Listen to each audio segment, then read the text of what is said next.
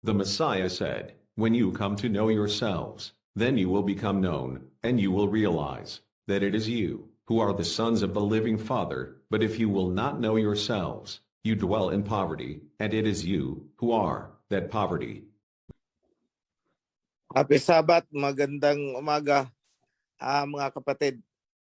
Happy New Year. This is the first Sabbath natin at natutuwa ako na nagkatipon-tipon kayong lahat. Mula sa pinakamaliit na chapter, pinakamaliit na cluster hanggang sa Mount Zion. Mga kapatid, gusto kong samantalahin itong pagkakataon na muling sariwain sa inyo kung paano tayong nagsimula. Barely 3 years ago, sinimulan ko yung pag-air sa YouTube channel natin, Oferian Heritage Conservatory Channel.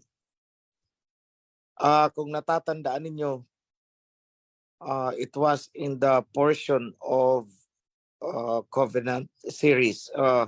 There was a video na sinabi ko, I will revive the priesthood. I will revive the covenant.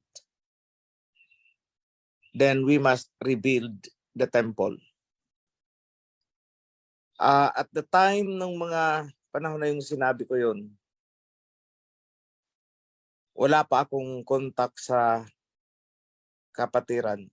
Hindi pa nabubuo ang kawan, hindi pa nagkikita-kita. So, technically, ako'y nag-iisa ng panahon yun. Hindi ko alam kung paano lalabas upang makatagpo kayo. So, the only communication line nung panahon yun is sa comment section sa YouTube. Nung binitawan ko ang salita na i-revive ang priesthood at ang covenant, hindi ko alam kung paano ko gagawin. Financially, I cannot do it. Magkano ang gagastusin para sa pagtatayo ng temple? Pero ngayon, sa mga naririyan sa Mount Zion, tingnan nyo, tumatayo na ang temple. The word has materialized on the physical plane. Nakikita, nahahawakan nyo na yung manifestation ng salita. Ako ay nagpapasalamat sa mga tumulong at patuloy na tumutulong, hindi lamang sa aspetong finansyal, kundi hanggang doon sa mga pumupunta ng Mount Zion upang magtrabaho. Humawak ng pala, magpasa ng semento, magbaging ng mga graba, all of those nakita ko. So, sa akin is, habang tinitingnan kong unti-unting tumatayo ang temple, parang nakikinikinita ko ang ancient days nung una nilang itinayo ang temple. Para sabi ko, parang nauulit lang. Nagbago lang ang mga characters siguro by name. But in spirit, isa pa rin. Yung pa rin. Hindi nagbabago. Kaya nga, nasusulat. Paulit-ulit ko itong sinasabi sa inyo. What has been will be again. What has been done will be done again. Nothing has changed under the sun. Kung ano ang noon, mangyayari ulit ngayon. Kung anong naganap noon, magaganap ulit ngayon. Walang nagbago sa ilalim ng sikat ng araw. So andito tayo. Noon, bumangon ang kingdom. Panguna ni King David. Na ulit-ulit ngayon. As prophesied, isinulat ni Prophet Amos, the kingdom of David will be revived. The throne will be rebuilt. Muling itatayo. Kaya lang hindi ni-appreciate yan nung kayo ay mga nasa sekta-sekta pa kasi ang pagkakasulat, imbis na kingdom of David, ang isinulat ay tent of David. Tulda ni David. Hindi na lang sinabing palasyo ni David o kaharian ni David. So maling-mali. Kaya hindi, we got lost because of the translations. Sinabi din ng Messiah sa Matthew,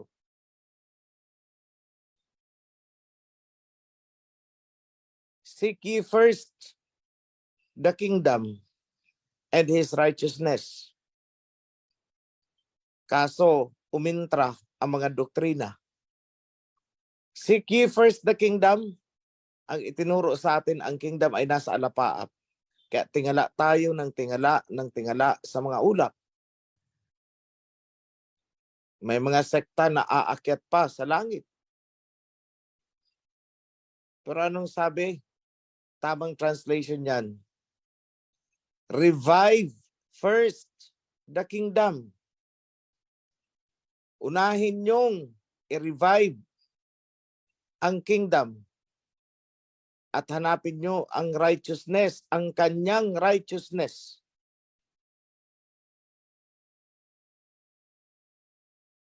Maraming nag-claim na righteous.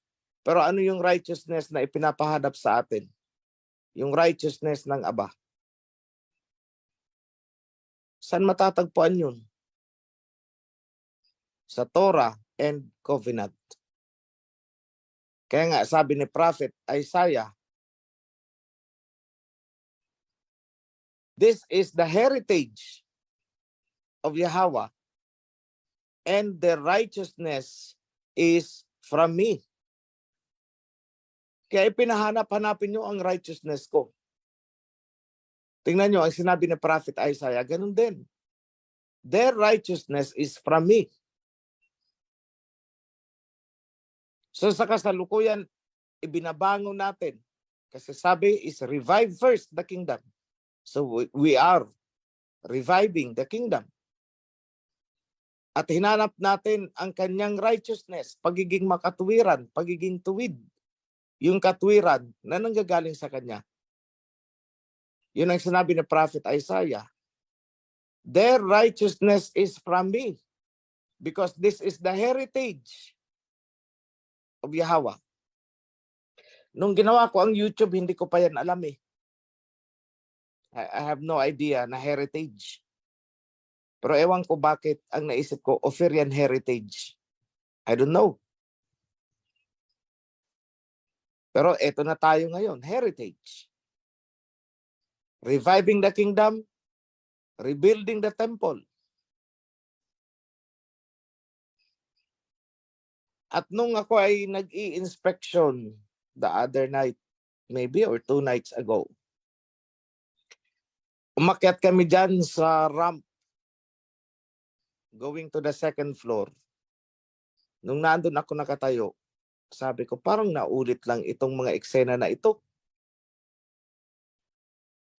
Then I remember today, barely a few minutes bago ako pumasok sa Zoom,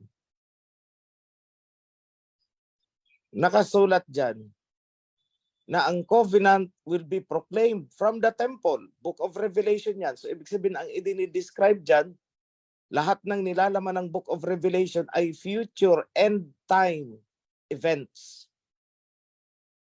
Sa dulo ng panahon yan, sa atin yan. Ipoproclaim ang covenant mula sa temple. So sabi ko, kaya pala, sabi ko, itong upper decks na ito ay storage ng ipapa-imprenta natin ng mga Torah and Covenant that is intended for distribution worldwide. Kasi it will be proclaimed, ibig sabihin, manggagaling talaga sa temple. Kaya sabi ko, oh, nag-jive na naman na dinesisyonan ko na ang upper deck, second floor and third floor, ay doon natin itatambak ang mga inimprenta. And the first reading of the Torah, gagawin natin sa inauguration ng temple. So ganyan din pala ang nangyari noon. Pagkatayo ng temple, during the inauguration, binasa ang covenant, the Torah and covenant. Actually, kung anong babasahin, dinadaan-daanan nyo dyan. Kailang hindi nyo na-appreciate. Nandyan yan. Nakita ko eh. Ito pala ang binasa na covenant. In the last days, sabi sa Book of Revelation, ipoproclaim ang covenant from the temple.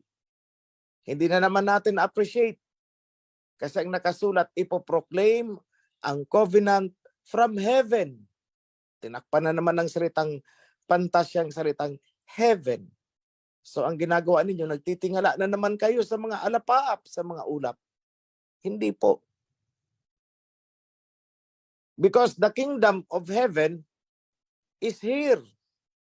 Mali lang sa translation. It should have been heavenly kingdom. Makalangit na kaharian. Hindi kaharian ng langit, kundi makahari. Makalangit na kaharian. Heavenly kingdom, hindi kingdom of heaven. Nasulat yan sa Matthew. Ask your priests na lang for the exact verses. Na nagpapatunay na ang heavenly kingdom ay wala sa pinapantasya nating kalangitan, mga alapaap, mga ulap, wala doon. Nandito. Kaya nga ang sabi ay, the heavenly kingdom has been subjected to violent people. Had been subjected to violence by violent people who raided it. Raided. Sinakop, pinagnakawan. Ang tinutukoy dyan ay yung heavenly kingdom na sinimula ni King David. Nilusob ng mga violenting tao, pinagnakawan. In history, hindi matatawaran. Nilusob ang pinaka-ultimatum, nilusob ng Roma, mga Romano, kung saan nagmula ang Christianity. Tinangay nila pati ang menorah. The table of the shewbread, ninakaw nila. And that happened in 70 AD.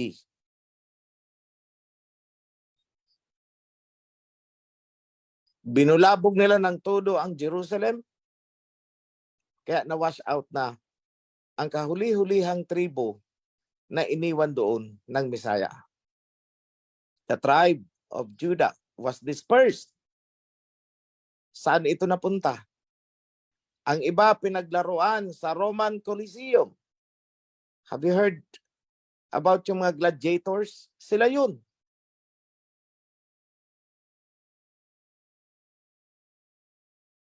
Ang iba, nag-evacuate papunta southward Africa. Anong nangyari bandang huling panahon? Sila ay sinalikop ng mga puti. Still remember the transatlantic slave trade? Ibinenta sila kung saan-saan bilang mga alipin. That fulfilled Deuteronomy 28. Na you will be sold as slaves.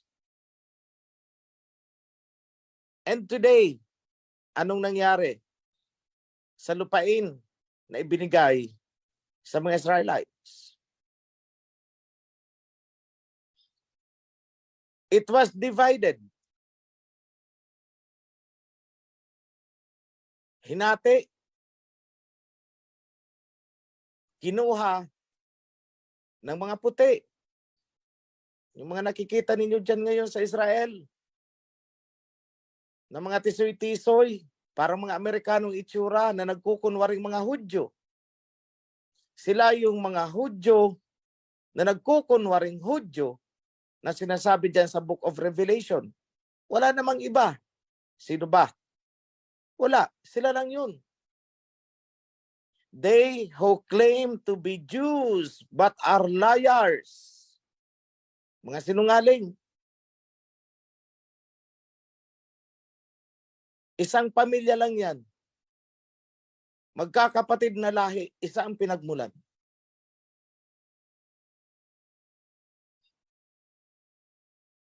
And today, nanggugulo ng nanggugulo.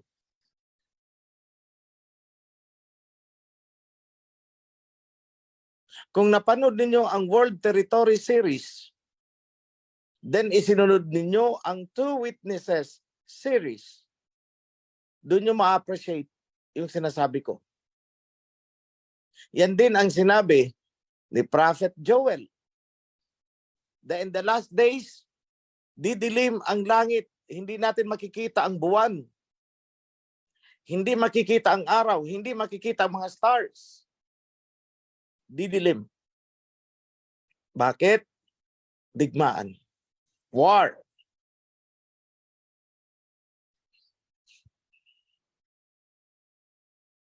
Doon magaganap ang Great Reckoning.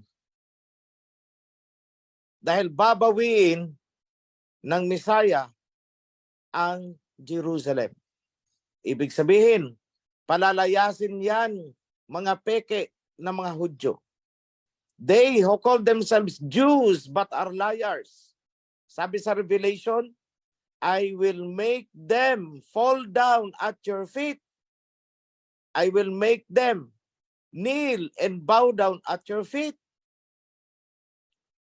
To let them know that I have loved thee. Na minahal ko kayo. Hindi naman po tayo makikidigma dyan. No. Who will do it? Sino ang gagawa niyan? The two witnesses. Andyan ang Russia, andyan ang China, sila ang superpowers na sinabi sa Book of Revelation na two olive trees in front of the throne of Yahweh, kung saan nagmumula ang golden tube na may dumadaloy na golden oil. I explained that 3 years ago. Oil.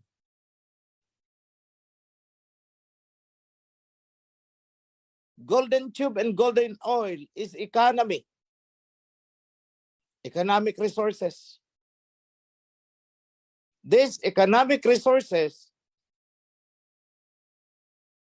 ang magpapaningas sa 7 assemblies na sinasabi sa Book of Revelation. The 7 assemblies of Asia. The 7 congregations of Asia. Congregation, kalipunan, katipunan ng mga tao. So anticipate ninyo, mga kapatid, time will come, magkakaroon tayo ng worldwide clustering. May cluster tayo sa China, May cluster tayo sa Russia, may cluster tayo sa Middle East, may cluster tayo dito sa South Asia Pacific region. 7 clusters. Yan ang sinisimbolo ng 7 golden lampstand na binubuhusan ng oil mula sa golden olive tree. I pronounced those. 3 years ago,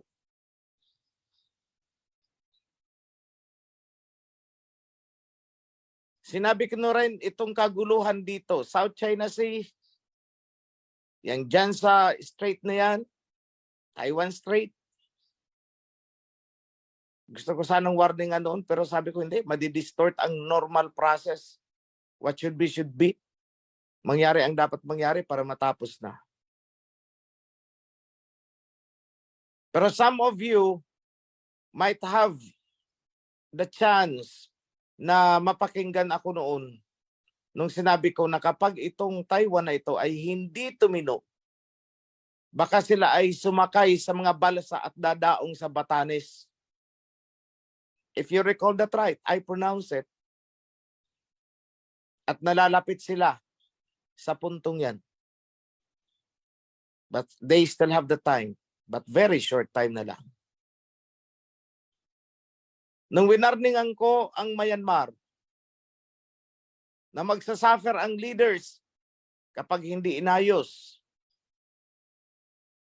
ang Rohingya tribe, what happened? 30 days. Barely 30 days. Walang naka-anticipate. Nagkaroon ng kodita. Ibinilanggo yung mga leaders na sinasabi ko. And they suffered.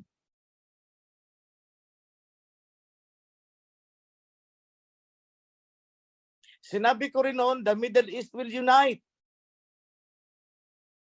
In many occasions, mag-unite ang Middle East. Now, Iran and Saudi Arabia nag-unite.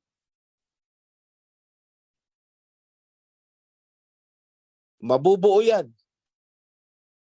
They will unite. Because nasa formation na tayo.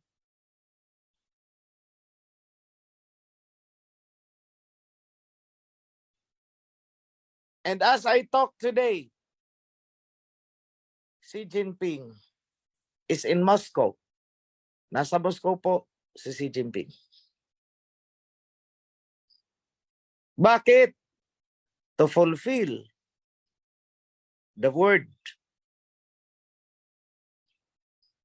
To fulfill the prophecy. But they themselves may not know why they are doing it.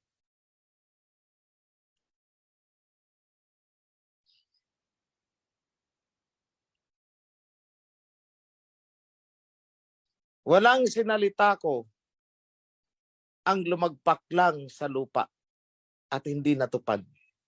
Lahat natupad.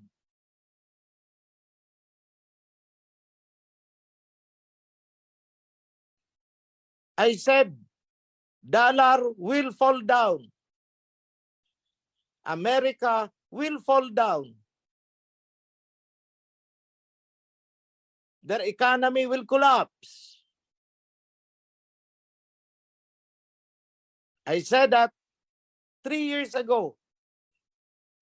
Panoorin niyo ulit, tingnan niyo ang mga petsa kung kailan ko in-upload ang mga pronouncements ko. Kaya ako'y kinutya ng todo-todo. Ako daw ay false prophet. Pero kung false prophet ako, bakit natupad ang mga sinabi ko? May mga prophecy ko si Nostradamus na hindi natupad, pero ako ni isa. Walang hindi natupad. All of them nangyari.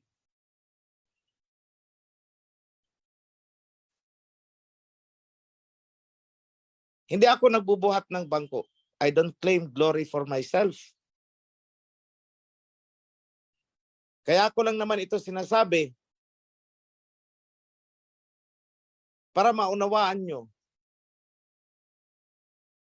kung ano ang gampanin ng isang mensahero. Gusto ko lang naman itong bigyan ulit ng diin sa inyo na ako'y hindi nagsalita ng sariling akin.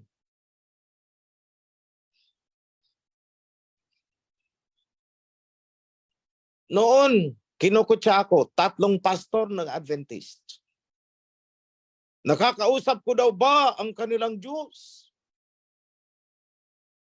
I did not answer. What I said, time will prove.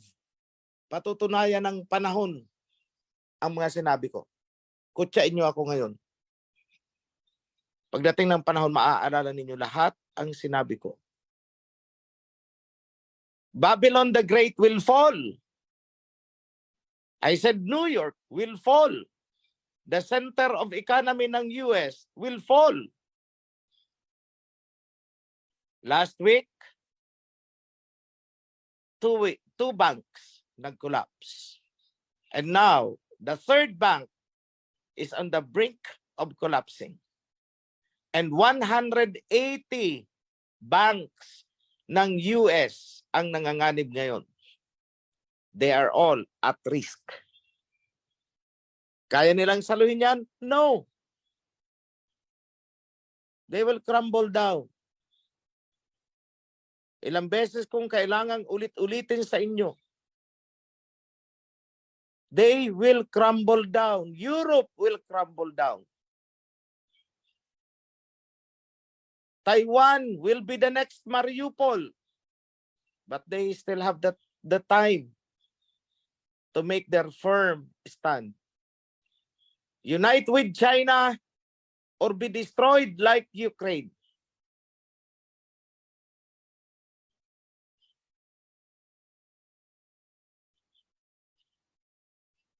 Paulit-ulit ko din yan sinasabi sa inyo noon. Sa mga sumubaybay, sa bawat lumalabas sa aking bibig, alam ninyo yan.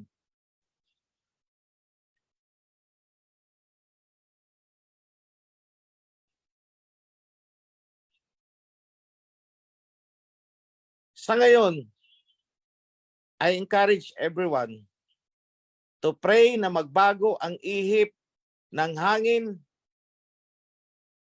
sa utak ng ating Pangulo, Bongbong Marcos. Kung naaalala niyo ang exact words na sinabi ko noon, I have nothing personal against Bongbong Marcos. I am not a politician. Pero ang hindi ko lang gusto sa kanya, time will come, didila yan sa puwet ng mga kano. Sinabi ko yan 2 weeks before election. Now, it is happening. May mga nagalit pa sa akin noon na maka-BBM. Gustong lumabas sa Covenant kasi tinira ko daw si BBM. But where are you now? Hindi ba't nagkatotoo ang sinabi ko? Bongbong is dragging us to the trouble with China. I appreciate so much yung sinasabi ni Harry Roque. Tanggapin po natin na ang China ang pinakamahalaga, pinaka-importante na economic partner ng ating bansa, hindi po ang US.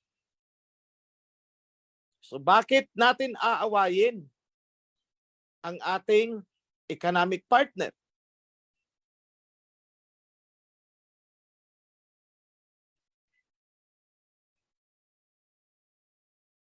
Sinabi ko rin yan noon sa discussion ko sa 2 Witnesses series. Awayin nyo ang China, baka bumalik tayo sa paghabi ng abaka para may ipang suot sa atin. Tumingin kayo sa loob ng inyong mga bahay. Yan ang sinabi ko noon. Anong gamit dyan ang hindi made in China? Yang mga cellphone na hawak nyo, Kahit tatak USA yan, component sa loob, made in China.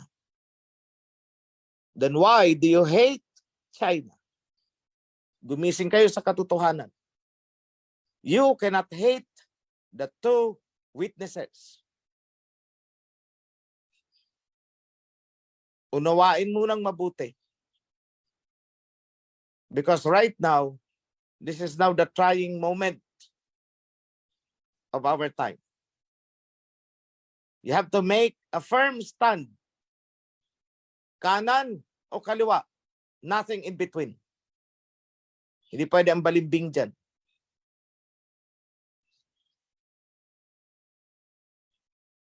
So before I close my short message, ibabalik ko kayo dyan, kayong mga nasa Mount Zion at kayong mga naka-live. The temple is rising. At tulad ng nasusulat sa Torah, sinabi, the temple will be rebuilt in times of trouble. Sinadya ba natin na i-rebuild ang temple during the times of trouble? Hindi.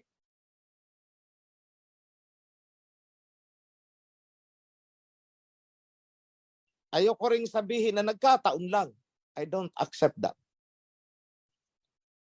Ang mga nangyari ay nangyari dahil yun ang nakasulat.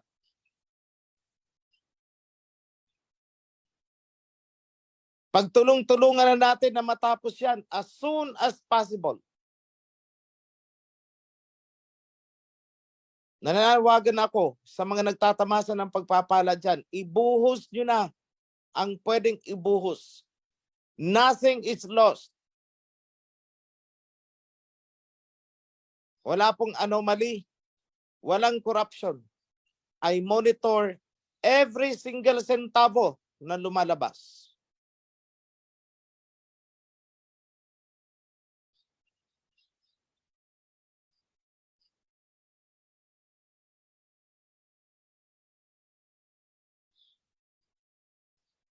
Everything should be finished on time. Nung tinanong ako nung sinimulan ang temple, gaano katagal yan matatapos? I was very quick to answer, 3 years. Dapat matapos pati ang interior. 3 years. Then after pronouncing it, I was reminded, yung sinabi ng Messiah, destroy the temple and I will rebuild it in 3 days. In prophecy, 3 days is 3 years.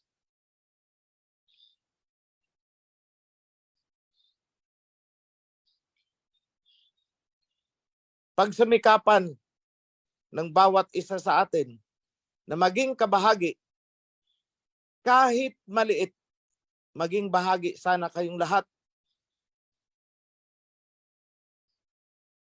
sa pagtatayo ng temple in one way or another. Kung anong meron kayo.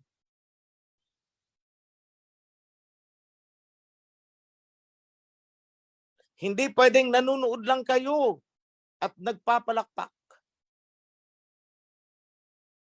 Be part of it.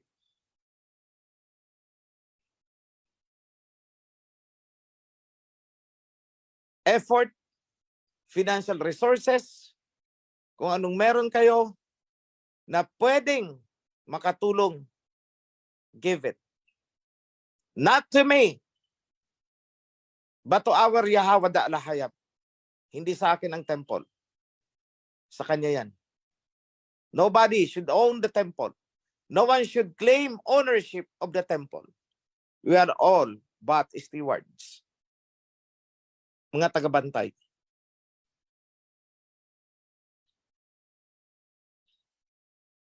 So let me also extend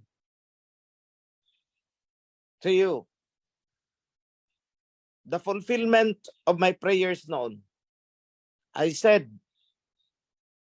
nung ako'y nananalangin, let me be your physical hand.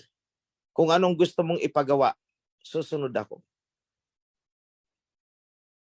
The same extension, gusto kong ipaabot sa inyo ang pagpapala na hinihingi natin sa ating Ama. Kay Abay Hawa, sumain nyo ang magandang kalusugan, financial resources, hindi man luxury, kundi yung nakakasapat sa pangangailangan ng inyong pamilya. Kung anong pangangailangan na hindi kayo kakapusin, hindi kayo manghihingi. Let it be yours. Kapayapaan sa buong kawan. Kasaganaan para sa ating lahat. Lahat yan ay ipinangako naman ng Aba. From the very beginning. Ipinangako sa mga ancestors through the covenant hanggang sa atin. Sa isang condition lang. Bumalik sa covenant. Revive the kingdom. Seek His righteousness through the covenant, the Torah law. And all these things will be added unto you. Hindi nagsisinungaling ang ating alahayam. So let it be in the name of our Messiah Hawashai. Yada. Happy New Year, mga kapatid.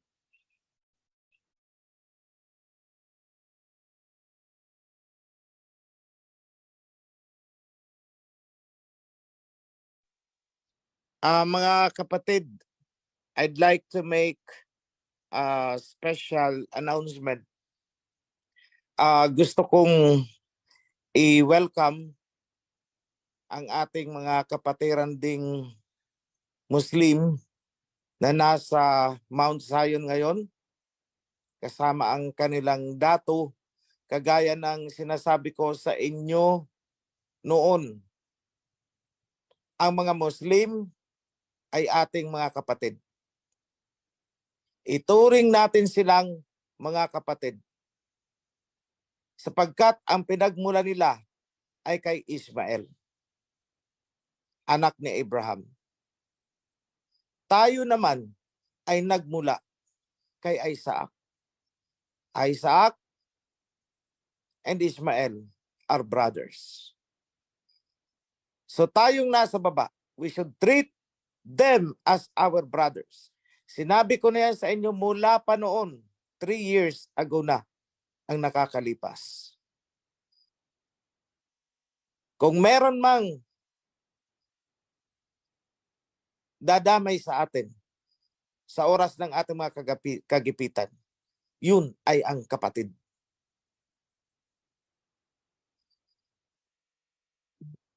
Nagkataon lang mga kapatid na sila ay sumusunod sa covenant na ibinigay kay Ismael.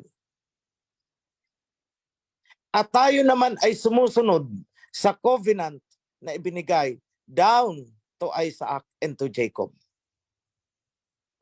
We are not enemies. We are more than just friends. Higit tayo doon sa magkababayan lang bilang tinatawag ng mga Pilipino. Higit sa lahat ng yan, sila ay mga kapatid. So, in behalf of the entire citizenry, I welcome our Muslim brothers. Be blessed, mga kapatid namin. Natutuwa ako na kayo ay nakibahagi sa aming celebration. Ang pagpapala ni Allah na amin ding alahayang ay sa mainong lahat. Yada. Shalom.